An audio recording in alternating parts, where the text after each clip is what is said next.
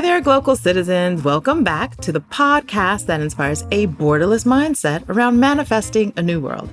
I am your host, Florence Adu, coming to you fresh off the heels of a family tour. I'm so exhilarated because I was in Colorado, I was in Georgia, Atlanta, Denver, and I just have to say that if you're not hugging and taking your family close, do so because they're great. So let's get right into our episode because we've been talking a bit about family as we've been prepping to come together for this interview. And I think you're going to really love the conversation that we're about to have. And just by way of background, I met this gentleman at a summer picnic and it was just this kind of magical night and it felt like kind of fairy tale-ish or in Central Park. And so the way that he came into the scene was just beautiful. And so that definitely attracted me to wanting to have a conversation. And lo and behold, here we are. So he is a former ad man who now is the vision behind his own fashion brand, a menswear label in his name. His aim is to translate the practicality and elegance of the traditional Indian dhoti for Western consumers. With multiple shows appearing at New York Fashion Week and features at this year's New York Men's Day, he's created a buzz on the pages of New York Times, Vogue, and WWD, to name a few. When asked about his aesthetic, he shares, "I used to be inhibited by what I wore. I kept my head down because I felt people were staring. Then I realized I don't know what's in people's minds, and I started to dress for myself. A question I always ask people is, if today were your last day on earth, what would you wear? Dress like that." Mr. Terry Singh, welcome to the podcast. Thank you. It's good to talk to you and listen to you. Yay, wonderful. It's a happy place. Yeah, I like the idea of family being present first and center because we take it for granted every day when we leave our families and we go on to do things. And I heard someone talking about so many of us don't come back. There's always a percentage of them back, and that family structure changes. And so to take that that value of being aware of presence and like where I'm leaving my home. Think of the opposite. Like when you're done, all you want to do is get home. It doesn't matter.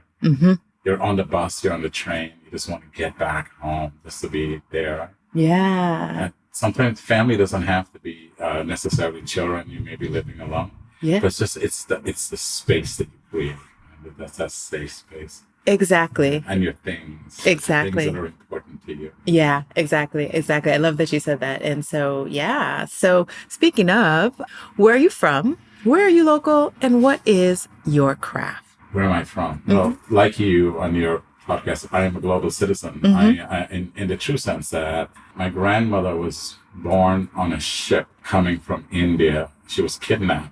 Oh. But her mother was kidnapped. Okay. Some men offered her a ride to her village, and she realized it passed her village, and they took her straight to the pier with a boat were. And these were Indian men trafficking people. Sure. But she was pregnant, and so my grandmother was born on the ship coming to Guyana. Wow. And so I was born in Guyana. It was my mom cries sometimes when she thinks of my grandmother because even when it rains, there's no shelter there in the fields. She used to cry because my grandmother would be out in the field having to cut grass so they can grow sugarcane. And so I came from that the interior of the jungle, where we absolutely had nothing. And now here's an opportunity to be here and to celebrate all that hard work to get us here, get me here too. And everyone was there. So I celebrate everyone that knowing that our history is of the same value of everybody's history, right? Everybody has a story. Absolutely. If you go back far enough, oh my God, it's a struggle for like what everyone through the Yeah. And so I'm here. I came in, I was 11. Okay, to the U.S. To the U.S. And so I don't really have much childhood memories of Guyana. But when I came here, I was called Indian Terry because there was other Terry. Okay. I was called Indian Terry, and it was always Indian. I never realized what that meant, that I was Indian, because coming from Guyana, you just think Right. And so later on, over the many years, I ended up going to India. And then I was like, holy shit, I'm Indian. Oh, I was right. like, oh, You saw yourself. I was like, Yeah. it dawned on me when I met, I was with there for a multitude of reasons, but I met a guy that says, are you related to my neighbor? You look just like my neighbor down like somewhere over there. And I'm like, no, this is the middle of South India. I have no idea. And he goes, no, you look just, and I was like, oh, that's good and bad. Right? Because it's one of those things. Yeah, yeah, yeah. And so, but I actually I grew up here and I believe myself to be, I don't believe in labeling so much, but if I had to, I believe to be a New Yorker. Okay. Like this, I'm a city folk. Every time I go somewhere, I enjoy it and like to be, but I always think of like what I would go back and change, like what I've learned from being away. What would I go back and do? Because you see, when you're away from home, you see things from a different lens and from a different space. Distance is very important. Because you're able to perspective. You pull back and say, "Whoa, that really doesn't even exist." Yeah. I was just caught up in that. Sure. That's how you do it and so forth. But I don't have to walk on that block. I can walk down around the other block where there's nicer trees, whatever. Exactly. Yeah. Interesting. So you're a New Yorker now, and what would you say is your craft? My craft is a little crazy, but it's my story. When I was little, my mother came to America, and we were 5 years old. We were living with my aunt, and it was me and my brother, and he's younger than I am. And I didn't know why my parents left. Oh, okay. And so you're a child. They got separated but my mother came to America to develop a better life for us. Sure. She had an opportunity to come, and she literally came illegally. Okay. She came and did not go back. One of those things. She had to go through Canada and all. Sure. Poor thing had like a nightmare to get here. I'm sure. When she tells me, it's like, oh my God, like she's. Anyway, long story short, she's a hustler. That's what matters. I admire that about immigrants. They're a hustler. They're gonna get there, and they get there, and they figure out a way to do it. My mother's Muslim, my father's Hindu, so there was like this influence of these different belief systems, and I don't know how this happened. I ended up going to a Christian church. Oh, okay. Because it was an English guy in an English country, and then there was a church called the Lutheran Church. Okay. And so I ended up going to Lutheran school, and I think my uncle started taking me to church for whatever reason. And I ended up going to the school, and I learned about Jesus. And in my mind, I'm really telling my story. And in my mind, we're so far in the interior, there was no television. This is back in the early 70s for me, late 60s. Yeah. Maybe late 60s. And I know the story of Jesus, and I thought I was suffering because my mother and dad wasn't around, and I couldn't understand why they would abandon us. And so I used to look at the moon, and all the time, because that's all that there was. There was only a radio in the moon, and there was not even electricity, right? So, and I remember thinking that God had a bigger purpose for me, that if Jesus had to suffer, that we all had to suffer to get to that purpose, whatever that might be. And there would be something bigger in life down the line that would manifest that into that. And that actually, I realized, morphed into everything that I do. And so it's bigger purpose. Yeah. And that really is to, in whatever form and capacity that I have, is to take suffering out of the way. So I may not be a psychologist or a doctor or whatever. I end up being involved in advertising publishing, which has nothing to do with that.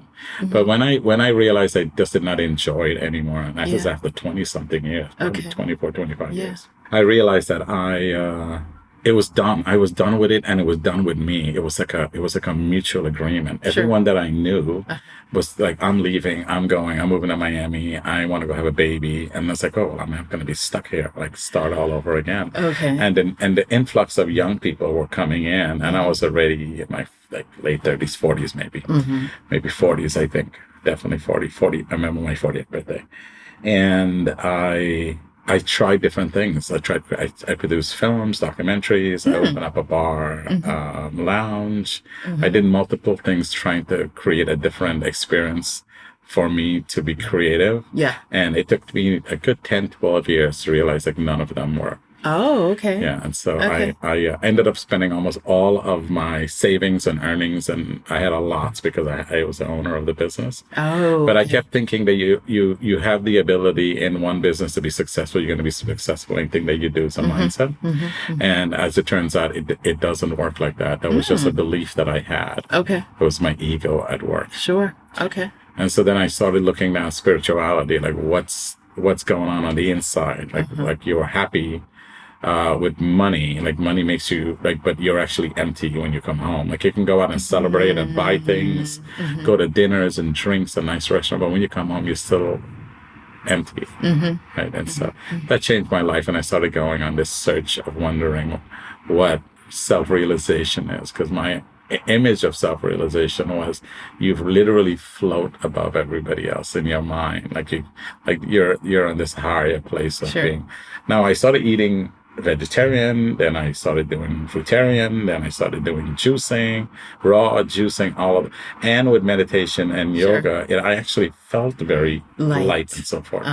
But that led to a place of no income coming in, because I was Okay. now operating from a place of very high income to a place where you're just in a perpetual search for this life where you're going to have like just this elevation. Yeah. And I ended up in India. I started a clothing line, and so I went to India to manufacture the clothes. Got it. And I started studying with a lot of teachers and so forth. And what I ended up realizing was, after studying with a lot of them, was that the whole thing is made up. The whole idea of self-realization and all of this concepts that we do, everybody had their own way of telling a story and where we should be, but that was their story. Everybody have their own unique process and method. And the term I realized, guru means teacher, Yes. that the only teacher that actually exists is you. I mean, that's, yeah. So we can read, like I read too many books, and I should know such thing as too many books, but I read so many books that I've learned things on that this person said or this person did and these things. And yes, it opens up your mind, but it doesn't you don't gain any experience that you can actually build from. And so often when I would go around hearing, and even in India especially, people would say, well, Osho said this, or this person said this, or Buddha says this. And I was curious to say, what did you say? Right. Like, give me that, because I'm here for you. Yeah. Like, I read those books. I Sure. know that. So you Yeah. can't live your life based on what somebody said Yeah. thousands of years ago. Right. Like, that person doesn't, like, he would not be the same person now. Right. Yeah. Anyway, so that's where my journey really started. Okay. It started coming together for what I wanted to do. Okay. So how did you mentioned that you went to India because you were starting a clothing label. So how did, from ad man to restaurateur to, all the other things that you did in between finding yourself now, how did fashion and clothing even spark your interest? When I was in South India, it was incredibly hot. And the poor people, the farmers, and the laborer workers, they wear something called a dhoti, which is just a wrap. Yes. And they tie it. Yes. And then when it gets hot, they take the bottom and they roll it up. Yes. When it gets hotter, let me say that. Yeah. And they roll it, and it becomes a short Yes. skirt. Yes. And to me, that was like revolutionary. Okay. Like, you're talking about men. And then the other thing, when like friends walk down the street, men, they hold hands. Yes. And so like that was revolutionary to me. I remember I was walking down the street and one of my friends held my hand, and I thought it was the weirdest thing. And I could feel only the hand. Yeah. I remember walking, and like all my attention was on that. only on the hand. And it felt heavy and numb because so much Interesting. energy was being focused onto there Yeah. and presence. And there were many instances like that what ended up happening was it shifted my my understanding of things. There was a subtle shift in my consciousness. And that was one of them that all of a sudden was like, after a while, what happened, I went to a mountain in Kerala. And there's a crack in the mountain. You climb up, and in this crack, it's a cave. It's not even a cave, it's a crack. Yeah. And for thousands of years, they carved out steps inside and they sleep on rice bags in there. And there are a couple of yogis that live there. This is how they do it in India. In the Himalayas, they found a mountain and they live in the cave. There's no such thing as a real cave. You have to make it, right? It's not like the universe put caves for you to go and live in, right? And so I remember at first, I was like, this is crazy, because it was maybe 6 feet above you in some parts. And every time you speak, the echo was incredible. So I would have to go outside all the time, and lay down. I remember one of the I remember one of the yogis. I'm like, I'm sleeping outside. Like, the first night I was there. And he's like, okay, that's fine. I told him it's too noisy for me. He goes, well, the cobras will come out, but they know me. I don't know about you. They don't know you. And I was like, okay. I was like, okay, well, then they'll get to know me too. Sure. Because, right, they're not coming out to attack me. Sure. And I was not going to be able to sleep in there. Yeah. And also I snore. And so I had this concern of, like, I may fall asleep, so I was snoring, and that echo, and there's at least 6 of us living in there. Yeah. And anyway, it all worked out because it's fine. Yeah. But that's on the mountaintop one morning. Prayer is something I had stopped doing. I had stopped praying because I had prayed for so much of things to change and nothing changed. And then one day I was like, what am I doing? So let me stop you there. So when you went to this Christian school, your mother was Muslim, your father is Hindu. So what's the context of your spirituality and at that point and before that, in terms of how your prayer was, focused? Well, after all the businesses were not working out and so forth, I went to church regularly. Okay. I went to a church here in Harlem called Christ United Church. I went there for a long time. Okay. And I became part of the church organization, which ended up realizing it's a business. Oh, yes. You're preparing for a show and everybody come and you do it, and you do Wednesday evening events and prayer meetings, and then Friday gospel practice, and then it's really just a job. There was none of that light. And when you're sitting in the audience and that light hits you and you're in song and prayer, you're elated in joy and community. And so that's how I got caught into the idea of, like, this is how it is. It's always a longer story, but that's the short of it. Yeah. So you lost prayer. Yeah, I lost prayer, and I went to the mountaintop one morning, and in the morning there's a pond on top of the mountain that collects water. Otherwise, you have to carry water, and there's no water system now. Right. Anywhere nearby. Nowhere nearby. There's not even streams. Yeah. In this area, and there was this yogi was praying, and I said to him, I was like, what are you doing? Like, who are you praying to? Because we're all the same thing happening. We spent the whole nights and month discussing this. I said, what we do?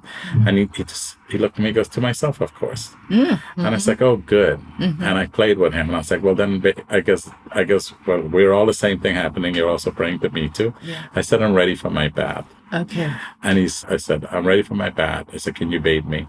And he said, sure. And he went to the pond. He got buckets. I sat down. I took off my clothes. And it was maybe 5:45 in the morning, because you wake up with the sunrise. And I sat down, and he took buckets of water, and he came, and he was pour it on me, and he bathed me, and I soaked, and I bathed me.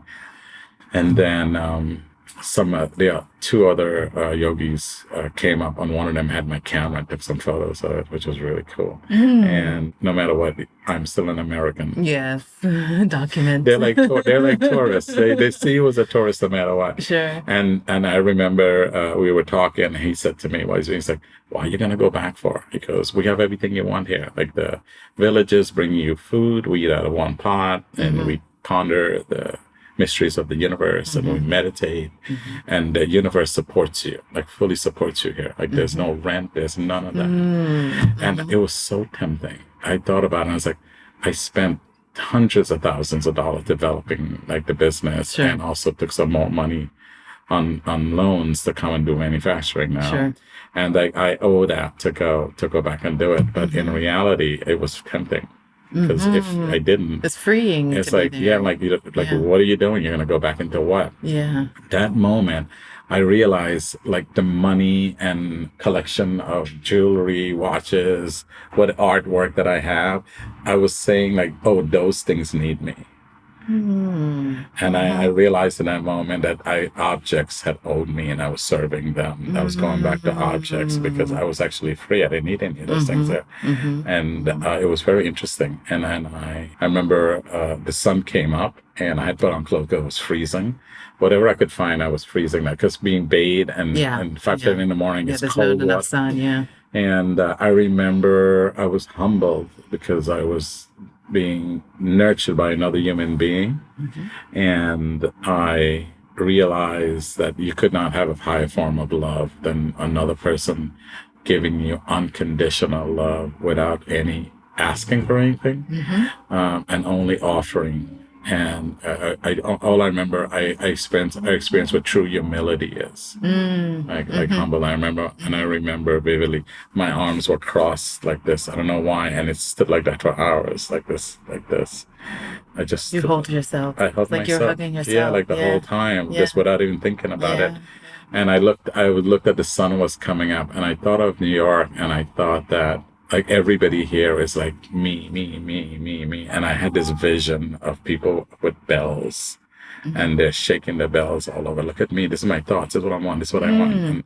And then I realized like you can go back, you can do anything you want, and people want their attention span. Our attention span is so short, we would easily forget it. But whatever you do, they will be gone in a minute. I was like, you can go and do anything you want. You can walk naked down the street. 3 minutes later, it'll be something else that takes your attention. Sure. Yeah. And so, well, you can do anything you want. So I came back to New York and I started wearing these dhotis. Okay. Oh, a little bit back on the dhotis.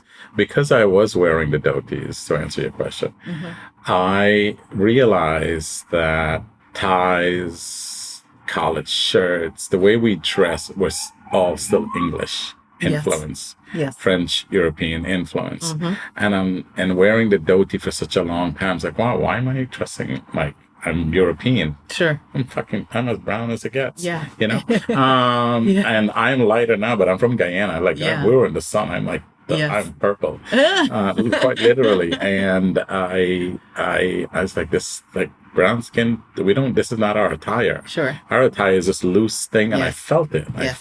Once you live in it for a while, you're like, oh, like this is right. Yeah. And then it dawned on me that even in India, because they were under colonial rule for so many centuries, that they're wearing pants and denim and suits and being influenced in that. And tradition was actually gone. Only the poor people were buying ready-to-made clothes, is what they call it, right? Ready-to-made. Because we would make things and we would just wrap it. Ready-to-made, you have to have it cut and tailored, and you have to go to a nice store to buy it. Yeah. And so like I'm not doing that anymore. I'm done. Like I'm like, why am I doing that? So I'm gonna go back to New York. I'm like, this me, what I'm experiencing. I can go in. I remember saying I can go into any meetings when I used to have a lot of meetings in conference rooms and stuff.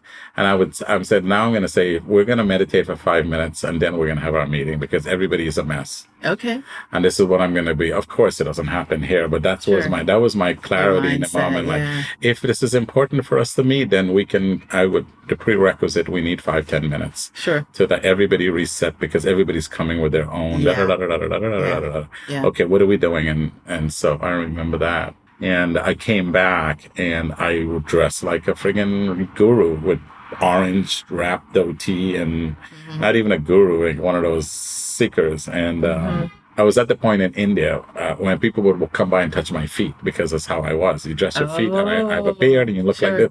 And I was like, man, even in India, like, like there's reverence, like you change. Okay. Because the Indians are trying to work. They're not trying to seek self-realization. It's survival wherever you go. It doesn't matter where you go. And so I realized like something had shifted over there when a couple of times it happened to me. And every time it happened to me, I'm embarrassed later on because I didn't recognize what was happening. When somebody touches your feet, and this is my understanding of it through experience, they recognize you as God. Yes. Right? Yeah, and so we're bound to that. And so I am always 5 minutes too late to realize it because it happens so fast that you're like, oh man, I didn't return that. And then I started realizing, I'm having this insight now talking to you, Florence, that you have to realize it now in your present moment to do that, right? And it's very easy to say that, but not to believe it. Right. So then you think you're in the present, but you're always 5 steps, 10 steps ahead. That's right. The unconscious mind, which we have no control of, has to assimilate that and be it, not believe it, but be it. Yeah, I realized when I was trying to become self-realized, I could not believe, like, I was even in India and I was still like trying to go to learn more, like it's going to happen. And I realized why it was not happening. And it was because I have a belief system already. I didn't actually believe that you can be learned, but belief is different. Like when you truly, truly believe. Yeah. Right. And now I'm in a different place from them. This is like many years ago. I don't even have belief anymore. I took that out of the way because belief is another thought pattern. I believe this. Yes. I believe that. Yes, and then, 6 years ago, I believed something else. And then tomorrow, I'm going to believe something else. Right. So if you were to interview me tomorrow or next day, maybe I didn't sleep well. I have a complete different experience. Sure. So, so the belief thing, we have to move on for that. Yeah. Yeah. I mean, I was having a conversation about that just, yesterday, actually, about how so many words that we use have so many different, I guess, connotations or vibrations in people's ears and understanding, right? So specifically around spirituality, if you beliefs and belief are two different words in one sense, and the noun versus the verb of it and the adjective of it. And so when we speak to people who are very much entrenched or caught in belief systems, no matter what you say about belief, they're always going to go back to their spiritual relationship to it, as opposed to anything personal or anything, outside of what is spiritual. So then that kind of creates a wall in your ability to communicate. So if that were taken out of the picture, as you're saying, then you have this much more fluid way of communicating about thoughts than beliefs. Yes, I was engaged in concepts. So every time I learned something new or from someone or a teacher, I looked at it conceptually. Okay, so this is what's happening and this is what it is. And I see where his thinking is. And I get this book, I get the reading. Okay, this is what's going on there. But what happened was I'm separate from it. Right. So, and so I look at all of that now when I'm even listening. I still listen to a lot of talks. Right? Yes. And I just bought a book today. I mean, so it's just like, it's nonstop. Sure. I mean, I said I wasn't going to do it on here. I bought a book today. And I'm a big proponent now of that. It all comes through thoughts, no matter what, because that's how we communicate, right? It's a process of thoughts that are coming through that says this is that, right? It's a cohesive through language to communicate, right? But it can only come in the form of a thought. It's not like there's something that it goes through a processor and like it formulates it for us and say, this is what we want to say. How do we say it in the language? Yeah. And because of that, I have a whole, I operate differently. And it's hard on the people I'm with because we communicate emotionally, right? And we have stories and this happened. I'm excited to tell you this. Sure. And I'm usually like, it's happening now? No, it has happened to me. And it's like, but we have now. Like, why are we going to go into the story about while I was in the bathroom, I had this experience. I'm like, but it happened already. Sure. So we can relive it and kill our present time or 5 minutes into our future present, or we can hear your story. And so I'm always coming back to that. It's like, let's come here. Even if we're just holding space, it's better than talking about something that happened 5 days ago or 2 days ago and so forth. I still have to do it because language is how we communicate. Sure. But all the time in the back of my mind, I'm like, why are we talking about this? Sure. Yeah, like why? Like this doesn't even happen. It's not only it's not happening, it'll never happen again. Right? Yeah. That's going to do it for part 1 of my conversation with Terry Singh. Be sure to come back next week for part 2 when Terry talks much, much more about how the evolution of the dhoti came to be his label, as well as other inspiring insights into the work of being a fashion brand. As always, you can catch us with new episodes each and every Tuesday at glocalcitizenspod.com or wherever you get your podcasts. Apple, Google, Amazon, Spotify, SoundCloud. Pretty much everywhere that you get podcasts, you can find us. So be sure to tune in. Tell a friend, write a review. It helps people find good content online. So until next time, bye for now.